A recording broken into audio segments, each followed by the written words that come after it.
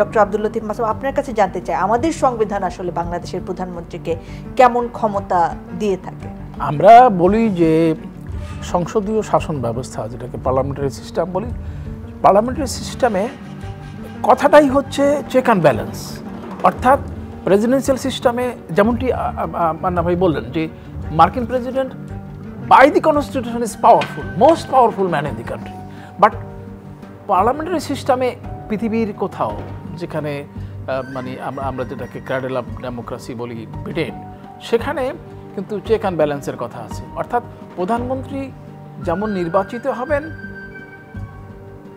এমপিদের দ্বারা, আবার সমষ্টিগতভাবেও উনি ব্যক্তিগতভাবে এবং সমষ্টিগতভাবে এই ক্যাবিনেটের কাছে আলটিমেটলি পার্লামেন্টের কাছে দায়বদ্ধ থাকবেন।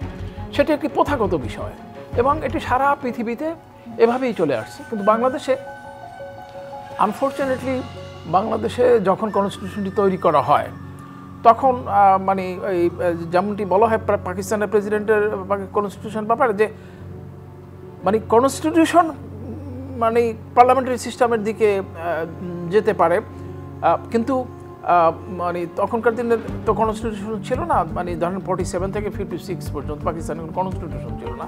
কারণ মানে কিছু প্রভিশনস বা কিছু দ্বারা রাষ্ট্র পরিচালিত, সেখানে তখনকার দিনের পাকিস্তানের জাতির পিতা কায়েদ আজম মোহাম্মদ আলী জিন্নাহর কথাই ছিল সর্বশেষ কথা, অবশ্য খুব অল্প সময়ের জন্য। কিন্তু এই একই অবস্থা বাংলাদেশে যখন পার্লামেন্টারি সিস্টেম করা হলো এবং বঙ্গবন্ধু শেখ মুজিবুর রহমান সাহেব উনি যখন প্রধানমন্ত্রী হলেন, তখন লিখিতভাবে অথবা অলিখিতভাবে সমস্ত ক্ষমতার মালিক তিনি হয়ে গেলেন। এটা কিন্তু পার্লামেন্টারি প্র্যাকটিসের বিপরীত। এবং আনফর্চুনেটলি মানে কনস্টিটিউশনাল প্রভিশনসগুলো এমনভাবে রচিত হলো, ডক্টর কামাল হোসেন প্রধানমন্ত্রীর দিকে তাকিয়ে হয়তো তাকে অসম্ভবভাবে তিনি ক্ষমতায়িত করলেন। সেই ক্ষমতাগুলো কি কি আমরা যদি একটুখানি জানি আজকের আলোচনা। যেমন ধরেন তিনি লিডার অফ দ্য হাউস,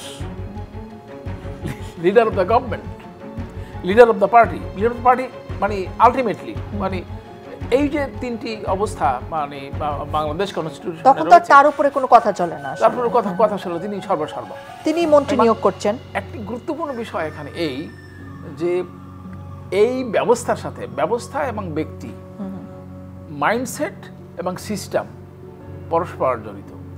যদি কনস্টিটিউশনে একেবারে সাংঘাতিকভাবে সর্বক্ষমতা প্রধানমন্ত্রীকে দেওয়া থাকে এবং প্রধানমন্ত্রী নিজে যদি মনে করেন যে তিনি যদি গণতান্ত্রিক মনের হন, তাহলে পরে তিনি অ্যাকোমোডেট করেন, তিনি সহকর্মীদের সাথে আলাপ করেন। কোথায় আসলে জবাবদিহি করার জন্য বাধ্য থাকেন সংবিধান অনুযায়ী? সংবিধান অনুযায়ী তিনি পার্লামেন্টের কাছে দায়ী।